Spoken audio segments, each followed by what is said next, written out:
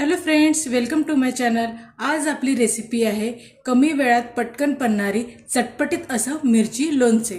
पराठे असो किंवा चटपटीत पदार्थ खायला आपल्याला काहीतरी तोंडी लावायला हवं असतंच। त्यासाठी आपण आज करणार आहोत मिरची लोणचे। त्यासाठी मी यूज केले आहे मोठ्या मिरच्या ज्या तिखट नसतात, त्याचे मी बारीक काप केलेले आहे। गाजर त्याचे पण बारीक काप करून घेतलेले आहे। चवीपुरती मीठ आणि निंबू। मी इथे 1 पाव मिरचीला अर्धा किलो गाजर यूज केले आहे। तुम्ही तुमच्या सोयीनुसार त्याचे प्रमाण घेऊ शकता। चला तर मग बनवूया मिरची लोणचे। सर्वात प्रथम आपण एका पातेल्यामध्ये चिरलेले मिरची, गाजर आणि चवीपुरती मीठ एकत्र करून छान मिक्स करून घेऊया। आता या मिक्स केलेल्या मिश्रणाला छान 2 ते 3 तास मुरू द्यावे। 2-3 तास मिरची मुरून झाल्यावर त्यामध्ये लिंबू पिळून घ्यावे।